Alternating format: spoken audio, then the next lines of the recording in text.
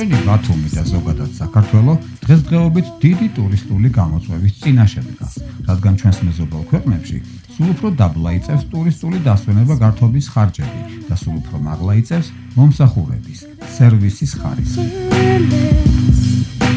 როგორ შევძლებთ კონკურენცია გავუწიოთ თურქულ, სომხურ ან აზერბაიჯანულ ტურიზმს? როგორ შეუძლია სახელმწიფოს დაეხმაროს კერძო ტურისტულ ინფრასტრუქტურებს? რანაირად შევძლებთ გავუმკლავდეთ ჩვენს წინაშე წარმოქმნილ რეალურ პრობლემებს? ყოველივე ამაზე და კიდევ ბევრ სხვა საინტერესო თემებზე ვისაუბრებთ ჩვენს ახალ პროექტში ბათუმი Live.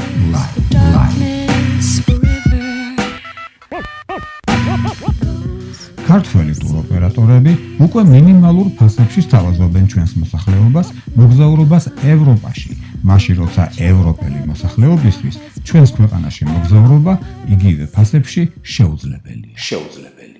შეიძლება ვილაპარაკოთ, რომ აი ალტერნატიული საზღვაო ტურიზმის ალტერნატიული სფეროები, სადაც ჩვენ ვცდილობთ განვავითაროთ ჩვენს რეგიონში ტურიზმი დიდი კონკურენტულობით ჯერჯერობით არ გამოირჩევა. მიუხედავად იმისა, რომ პირობები არის. დავუშვით, ეკოტურიზმისთვის ჩვენ მშვენიერი პირობები გვაქვს. ჩვენ გვაქვს შესანიშნავი სოფლური ცხოვრების წესი, საინტერესო, მიმზიდველი და ცხადია შესაბამისი ინფრასტრუქტურის და შესაბამისი პირობების შექმნის შემდეგ შეიძლება გავხადოთ ტურიზმის ეს სახეობებიც კონკურენტუნარიანი და დავიჭიროთ შესაბამისი ადგილი საერთაშორისო სამოგზაურო ბაზარზეც, მაგრამ დღეს ჩვენ მხოლოდ პირველ ნაბიჯებს ვდგამთ ამ მიმართულებით. ძალიან ბევრი ტურისტი არის წლის განმავლობაში ჩვენთან და მათი მოთხოვნები წლიდან წლამდე უფრო და უფრო იზრდება და უფრო და უფრო მომთხოვნი ხდება ტურისტი მიწოდებული სერვისის მხრივ.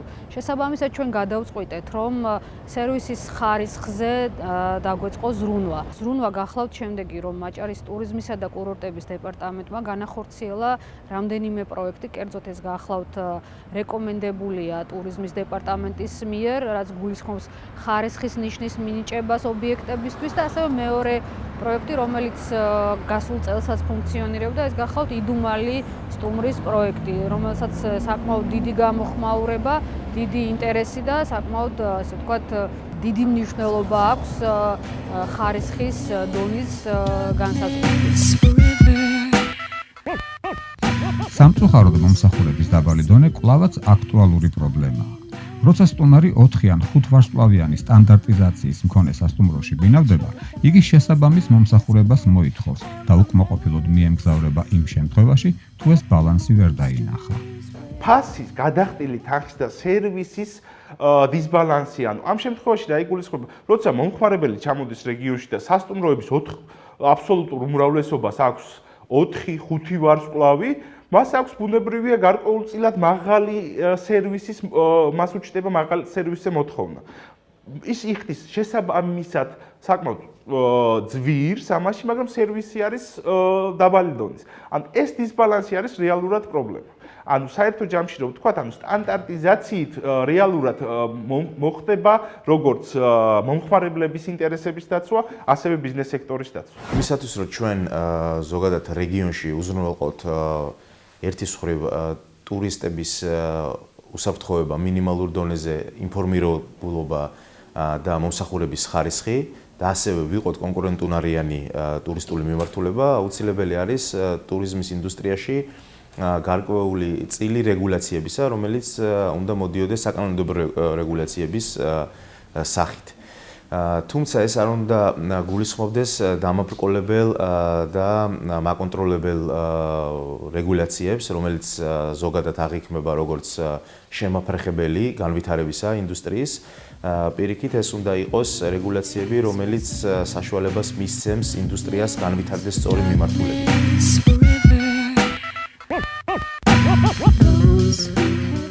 ტურისტული ინდუსტრიის ერთ-ერთი შემაფერხებელი ფაქტორია მოუწესრიგებელი გზები და ტრანსპორტი. აი რას წერს ერთ-ერთი უკრაინელი ბლოგერი თავის გვერდზე. ბათუმში სეირნობისას ტროტუარი შეიძლება მოულოდნელად დასრულდეს და იქიდან გზის გაგრძელება ვერ შეძლოთ გადასასვლელის არარსებობის გამო. ანდაც ჩახერგილი დახვდეთ ავტომობილებით, ან კიდევ სამშენებლო ღობით თუ მასალებით. შეიძლება ეს ვინმესთვის უმნიშვნელო დეტალია, მაგრამ ტურისტები ამას დიდ ყურადღებას აქცევენ. თუ იქ ინფრასტრუქტურულად არ არის გამართული სიტუაცია, ძალიან ძნელია რომ ადამიანმა ისარგებლოს. ახლა ელემენტარული მაგალითი რომ ავიღოთ გოდერძის უღელტეხილი. შვენიერი კურორტი არის, ძალიან კარგი შესაძლებლობებით. არის ერთი სასტუმრო, არის 6 კოტეჯი, დაახლოებით 150-მდე ადამიანს შეუძლია რომ მოემსახუროს 100-დან 150-მდე ადამიანს, მაგრამ ბათუმიდანაც კი, აი ასე ახლოს სადაც არის, 2 საათის გზა უნდა იყოს წესით, მაგრამ გზა არ არის ძალიან კარგად გაკეთებული. გზა არის ცუდი. და ამიტომ ბევრი ადამიანი იცის რა რომ იქ გაუჭირდება, იქ უნდა რაღაც სპეციალური მანქანით ავიდეს, სუბუქი მანქანაზე ლაპარაკი აღარა, შეიძლება ზოგიერთი ჯიპითაც კი ვერ ავიდეს იქა. ამიტომ ადამიანები თავს იკავებენ. ბილიკები უნდა გაკეთდეს, რომ ტურისტი რომ ამოვა, იმას ქალაქიდან რომ წამოსული ციხეში ვიყავი 4 კედელშო და ეს რას ხედავ ამბობს კაცი, აგზე რომ მოვა. ხო და ტყეში უნდა გეიყვანო, მაგრამ იქ ბილიკი უნდა. სადღაც საინტერესო წყალვარდნები არის საინტერესო ბევრი. იქ გაკეთება უნდა, იქ სახელურებ გაკეთება უნდა, რომ ტურისტმა არ გადავარდეს. არც ავტობუსის ტექნიკური მდგომარეობა სტანდარტებთან შესაბამისი და არც გზა არის დიდად მაღალი ხარისხის გაკეთებული. ანუ ერთის მხრივ არც გზები გვაქვს, მეორეს მხრივ ტრანსპორტის ტექნიკური გამართულობაც კრიტიკას ვერ უძლებს.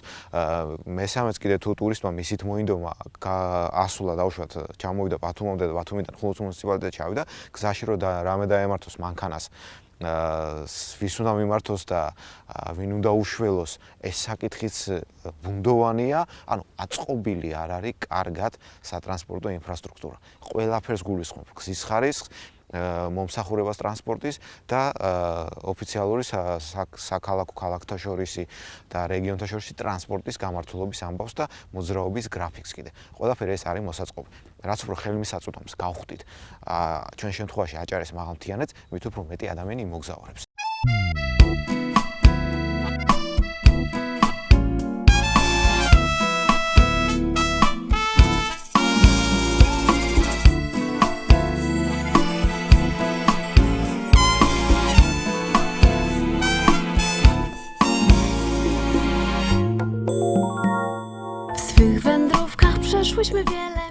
და მაინც რატომ ჯდება ბათუმში დასვენება, ბარსელონაში დასვენებაზე უფრო ძვირი და რატომ ხდება ქალაქი ბათუმი, სულ უფრო მიუწვდომელი ჩვენი ქართველი დამსვენებლისთვის. როგორც აღმოჩნდა, ბათუმში საშუალო დონის სასტუმროში ღამის გატარება ერთჯერადი კვებით დაახლოებით 60-70 დოლარი ჯდება. მაშინ როცა ანალოგიური მომსახურება ბარსელონაში 35-40 დოლარის ფარგლებში მერყეობს.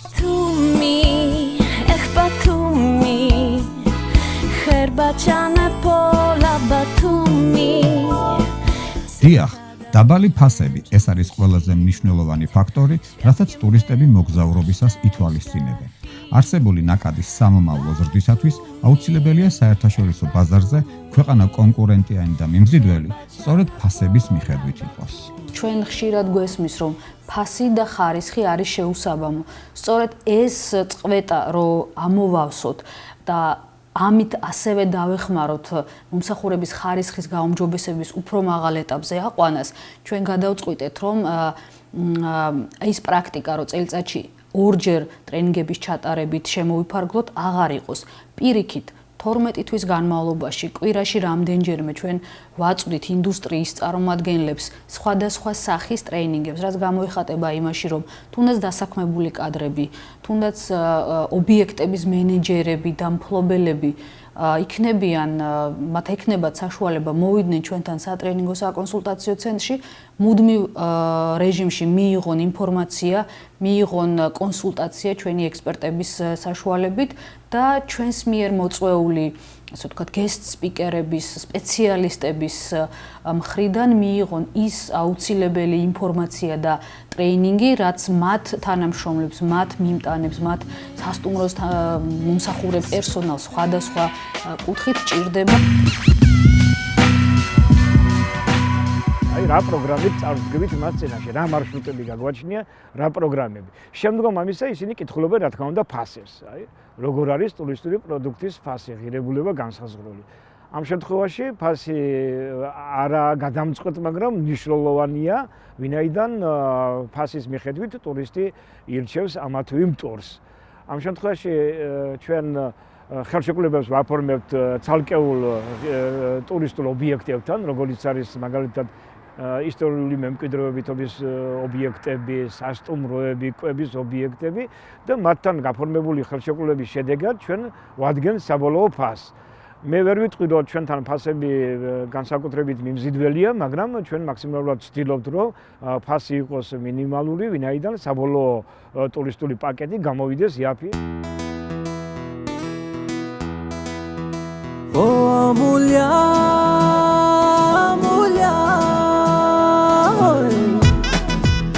ბოლო წლების განმავლობაში ბათუმი საგრძნობლად შეიცვალა. აშენდა მრავალი ახალი სასტუმრო, სკვერები, სპორტული მოედნები, კეთილმოეწყო გზები, ქვაფენილები, მოწესრიგდა წყალგაყვანილობა და გაზგაყვანილობა. მთლიანად შეიცვალა ქალაქის კანალიზაცია, რაც საუკუნის პრობლემას წარმოადგენდა. ის, ვინც დიდი ხანია ბათუმში არ ყოფილა, გაუჭირდება მისი ცნობა, თუმცა სამუშაო ჯერ კიდევ ბევრია. ტურიზმი ხომ არ ექვემდებარება სტანდარტებს. ის მუდამ ცვალებადი და განახლებადი სფეროა. სულ უფრო და უფრო ახალი გზებისა და ტექნოლოგიების ძიებაა საჭირო, რათა გაუმკლავდე კონკურენციას, შეინარჩუნო რეიტინგი. მით უფრო რომ ჩვენს გვერდით სოფლიოში ტურიზმით სახელმოხვეჭილი ლიდერი ქვეყანა თურქეთი მდებარეობს, რომელთან კონკურენციას ჩვენისთანა პატარა ქვეყნისთვის ძალიან ძნელია.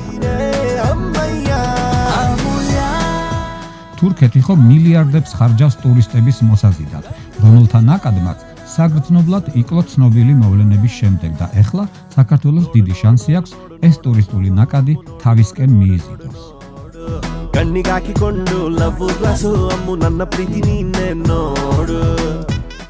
აი ახლოვდება ზაფხული 2017 და ჩვენი ქალაქიც ემზადება ტურისტული სეზონისთვის.